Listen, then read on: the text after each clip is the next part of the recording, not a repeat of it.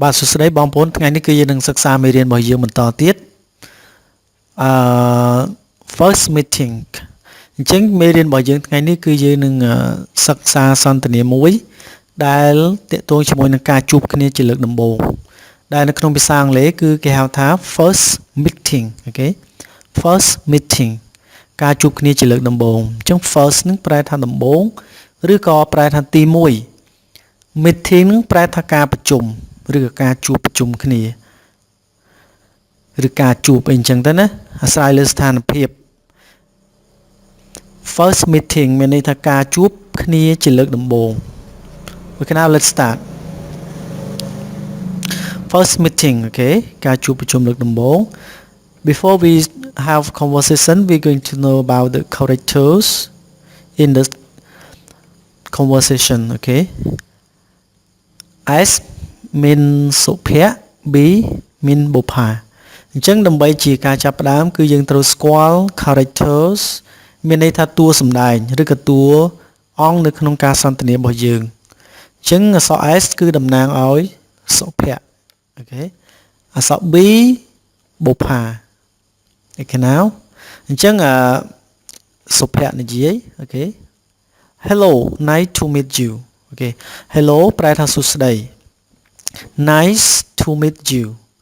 រីករាយណាស់ដែលបានជួបអ្នកអញ្ចឹងពាក្យ nice នឹងប្រែថារីករាយឬក៏ល្អស្អាតអាស្រ័យទៅលើស្ថានភាពពេលនេះយើងប្រែថារីករាយ Nice to meet you គេ meet នឹងជួបណា Nice to meet you រីករាយដែលបានជួបអ្នកអញ្ចឹងបុប្ផាគាត់និយាយថា Nice to meet you too អូខេ Nice to meet you too រីករាយដែលបានជួបអ្នកផងដែរអញ្ចឹងពាក្យ to នឹងគឺប្រែថាផងដែរអូខេ to ផងដែរអញ្ចឹងនៅពេលដែលគេនិយាយ nice to meet you ដាក់យើងត្រូវនិយាយពាក្យថា nice to meet you ដាក់គេវិញអូខេ nice to meet you too សុភ័ក្រនិយាយ Let me introduce myself My name is សុភ័ក្រអូខេLet me មានន័យថាអនុញ្ញាតឲ្យខ្ញុំណែនាំខ្លួនរបស់ខ្ញុំអញ្ចឹងពាក្យថា let's មកពីពាក្យ let us មានន័យថាអនុញ្ញាតអូខេ let me មានន័យថាអនុញ្ញាតឲ្យខ្ញុំអូខេ let me អនុញ្ញាតឲ្យខ្ញុំ introduce នឹងមានន័យថាណែនាំបង្ហាញឲ្យគេស្គាល់ introduce អូខេ introduceណែនាំបង្ហាញ myself នឹងគឺមានន័យថាខ្លួនរបស់ខ្ញុំ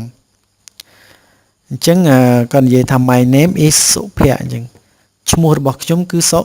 ភ័ក្រ I'm from Siem Reap province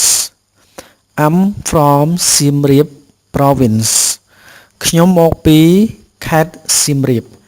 អញ្ចឹងពាក្យថា from មានន័យថាមកពីអូខេសៀមរាបprovince នេះគឺមានន័យថាខេត្ត Siem Reap province គឺខេត្តសៀមរាប And how about you What's your name And how about you ហើយចុះអ្នកវិញយ៉ាងម៉េចដែរ And how about you ហើយចុះអ្នកវិញយ៉ាងម៉េចដែរ What's your name តើឈ្មោះរបស់អ្នកដូចម្តេចដែរ Okay What's your name តើឈ្មោះរបស់អ្នកដូចម្តេចដែរMy name is Bopha. I'm from Kampot province. My name ឈ្មោះរបស់ខ្ញុំ is គឺ Bopha. I'm from Kampot province. ខ្ញុំមកពីខេត្តកំពតអូខេ Kampot province ខេត្តកំពត But I have lived in Phnom Penh since 2000ប៉ុន្តែខ្ញុំបានរស់នៅក្នុងទីក្រុងភ្នំពេញតាំងតែពីឆ្នាំ2000អញ្ចឹងនៅក្នុងនេះគឺគេសរសេរជា present perfect មានន័យថា have lived នេះគឺបានរស់នៅពីមុនមកបានរស់នៅកាលពីឆ្នាំ2001 2002បានរស់នៅឥឡូវ2017ក៏នៅតែរស់នៅដដែលពីព្រោះថាយើងប្រើជា present perfect អូខេអញ្ចឹងឆ្នាំ2002នេះគឺជាចំណុចចាប់ផ្ដើមនៃការរស់នៅរបស់គាត់អញ្ចឹងប្រយោគដែលគេសរសេរនេះគឺជា present perfect but ប្រែថាប៉ុន្តែអូខេ I have lived ខ្ញុំបានរស់នៅ មិនមែនប្រែថាខ្ញុំមានរស់នៅទេណា have lived នោះប្រែថាបានរស់នៅ in Phnom Penh នៅក្នុងទីក្រុងភ្នំពេញ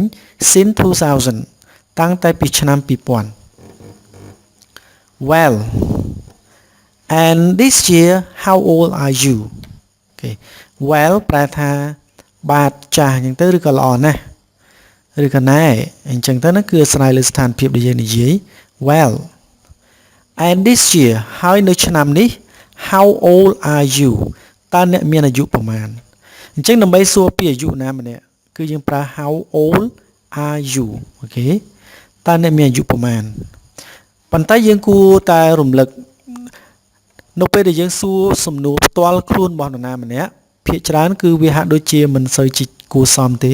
វាហាក់ដូចជាឆ្លើយបន្តិចអញ្ចឹងមុនពេលដែលយើងសួរសំណួរផ្ទាល់ខ្លួនរបស់គេដូចជាអាយុប្រាក់ខែអីផ្សេងៗហ្នឹងគឺយើងត្រូវសុំការអនុញ្ញាតពីគេមុនទៅយើងសួរណាមិនចាប់ផ្ដើមទៅសួរគេភ្លាមគឺគេហៅថា impolite ហ្នឹងមានន័យថាមិនគួរសមអូខេ How old are you តើអ្នកមានអាយុប្រមាណអូខេនេះគឺជាសំណួរផ្ទាល់ខ្លួនដែរបុព្វាកថា this year I'm 18 years old how about you this year មានន័យថាឆ្នាំនេះខ្ញុំអាយុ18ឆ្នាំ I'm 18 years old ខ្ញុំអាយុ18ឆ្នាំ how about you ចុះអ្នកវិញ I'm 20 years old ខ្ញុំអាយុ20ឆ្នាំ What is your occupation What is your occupation តើមុខរបររបស់អ្នកជាអ្វីដែរអញ្ចឹងពាក្យថា occupation នឹងមានន័យថាមុខរបរឬក៏អាជីពវាស្មើនឹងពាក្យថា job អូខេ What is your occupation តើមុខរបររបស់អ្នកជាអ្វីដែរ I'm a manager in a hotel and what do you do អញ្ចឹងបុព្វាគាត់ឆ្លើយថា I'm a manager ខ្ញុំគឺជាអ្នកគ្រប់គ្រងម្នាក់នៅក្នុងសន្តាគារមួយហើយចុះតើអ្នកធ្វើការអ្វីដែរអូខេតើឥឡូវយើងប្រែប្រយោគប្រែពាក្យម្ដងមួយ am ហ្នឹងមកពីពាក្យ I am ខ្ញុំអូខេគឺជា a manager មានន័យអ្នកគ្រប់គ្រងឬក៏អ្នកចាត់ការអូខេ manager in a hotel នៅក្នុងសន្តាគារមួយ and what do you do ហើយចុះអ្នកធ្វើអ្វីដែរ what do you do នេះគឺយើងនៅពេលដែលយើងចង់សួរគេសួរណាម្នាក់អំពីថាតើអ្នកធ្វើការអីដែរយើងអាចសួរ what do you do វាស្មើនឹងពាក្យថា what is your job what is your occupation អូខេវាអាចស្មើណាយើងប្រើ what do you do ក៏បាន I'm a teacher at high school I'm a teacher at high school ខ្ញុំគឺជាគ្រូបង្រៀនម្នាក់នៅឯសាលាវិទ្យាល័យ high school មានន័យថាសាលាវិទ្យាល័យបុព្វាគាត់ឆ្លើយទៅ well អូខេល្អណាស់ how many members are there in your family how many នឹងមានន័យថាតើចំនួនប៉ុន្មានមានន័យថាសមាជិកចំនួនប៉ុន្មានដែលមាននៅក្នុងគ្រួសាររបស់អ្នកអញ្ចឹងឥឡូវយើងចាប់ផ្ដើមប្រែពាក្យមួយណា how many នេះគឺយើងនៅពេលដែលយើងចង់សួរពីចំនួនអីមួយដែលជាចំនួនរាប់បានអញ្ចឹងយើងប្រើពាក្យ how many member នេះគឺសមាជិកដល់ពេលសមាជិកមានច្រើនអញ្ចឹងគឺយើងប្រើពាក្យ time s មកណា how many members តើសមាជិកប្រមាណ are there នឹងមកពីពាក្យ there are មានប៉ុន្តែដោយសារនៅក្នុងប្រយោគសំណួរ are នេះគឺលើកដាក់មុខ there មកណា in នៅក្នុង your family ក្នុងគ្រួសាររបស់អ្នកអញ្ចឹងសរុបមកយើងអាចប្រែថាតើមានសមាជិកប្រមាណដែលមាននៅក្នុងគ្រួសាររបស់អ្នកអូខេ How many members are there in your family សុភ័ក្រឆ្លើយ There are 5 members in my family There are នឹងប្រែថាមានអូខេសមាជិកចំនួន5 5 members សមាជិកចំនួន5 in my family នៅក្នុងគ្រួសាររបស់ខ្ញុំ my mother my father my wife my son and me អូខេ my mother ប្រែថាម្ដាយរបស់ខ្ញុំ my father ឪពុករបស់ខ្ញុំ my wife ប្រពន្ធរបស់ខ្ញុំ my son កូនប្រុសរបស់ខ្ញុំ and me ហើយនឹងខ្ញុំអូខេអញ្ចឹងសមាជិកទាំងអស់មាន5នាក់ and what about you ហើយចុះអ្នកយ៉ាងម៉េចដែរអូខេ what about you នោះគឺភាគច្រើនគេប្រើនៅក្នុងការដែលយើងសួរសំណួរត្រឡប់ទៅណាម្នាក់អូខេ ask question back to someone នៅពេលដែលយើងសួរត្រឡប់យើងប្រើពាក្យ how about you and you អូខេចុះអ្នកវិញ in my family there are only 3 members my father my mother and me អូខេ in my family នៅក្នុងគ្រួសាររបស់ខ្ញុំ there are only 3 members មានសមាជិកត្រឹមតែ3នាក់ប៉ុណ្ណោះអូខេអញ្ចឹងពាក្យថា only នឹងតែប៉ុណ្ណោះ 3 members សមាជិកចំនួន3នាក់ there are នឹងប្រែថាមានអញ្ចឹងមានសមាជិកត្រឹមតែ3នាក់ប៉ុណ្ណោះ my father ឪពុករបស់ខ្ញុំ my mother ម្ដាយរបស់ខ្ញុំ and me ហើយនឹងខ្ញុំ are you single អូខេ are you single តើអ្នកនៅលីវអូខេអញ្ចឹងពាក្យ single នឹងប្រែនៅលីវឬក៏មិនទាន់មានភរិយាឬក៏មិនទាន់មានប្រពន្ធមិនទាន់មានប្តីអញ្ចឹងទៅណាអញ្ចឹងអង់គ្លេសហៅ single are you single តើអ្នកនៅលីវYes I am បាទខ្ញុំនៅលីវ Okay I hope you understand this conversation everyone now we turn back to expression តើឥឡូវយើងចូលដល់ចំណុចមួយទៀតគឺ expression យើងសិក្សាទៅលើសំណួនពាក្យរបស់វានៅក្នុងសន្ទនារបស់យើងតើគេប្រើពាក្យអីខ្លះនៅក្នុងសន្ទនានៅក្នុងការរៀបពាក្យនិយាយនៅក្នុងប្រយោគមួយអូខេ asking jobs ឥឡូវការសួរអំពីការងារណា ask នឹងប្រែថាសួរ asking ការសាកសួរ jobs អំពីការងារអូខេអញ្ចឹងការដែលយើងសួរអំពីការងារគឺយើងអាចសួរថា what is your job what is your job តើការងាររបស់អ្នកជាអ្វីអញ្ចឹង job ប្រែថាមុខរបរឬការងារ what is your occupation អូខេវាន័យដូចគ្នាទេតើការងាររបស់អ្នកជាអ្វីអាជីពរបស់អ្នកជាអ្វីមុខរបររបស់អ្នកជាអ្វីណា what is your careers what is your careers តើ career របស់អ្នកនឹងជាអ្វី career នឹងមានន័យថាមុខរបរឬក៏អាជីពដូចគ្នាអញ្ចឹងយើងអាចសួរបានទាំង3ហ្នឹង what is your job what is your occupation what is your careers អាជីពរបស់អ្នកជាអ្វីអូខេ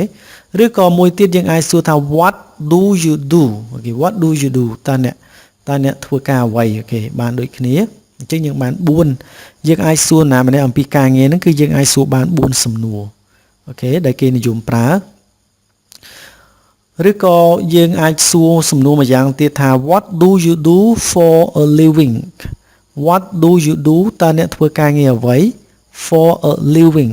សម្រាប់ការចិញ្ចឹមជីវិតអូខេ for a living ហ្នឹងប្រែថាសម្រាប់ការរស់នៅណាសម្រាប់ការចិញ្ចឹមជីវិតរស់នៅសប្តាហ៍ថ្ងៃហ្នឹង what do you do for a living មានន័យថាតើអ្នកធ្វើការអ្វីសម្រាប់ចិញ្ចឹមជីវិតអូខេអញ្ចឹងយើងអាចសួរសំណួរទាំងអស់ហ្នឹងបានណាអូខេជាពិសេសគឺសំណួរទី1ទី2ទី3ណា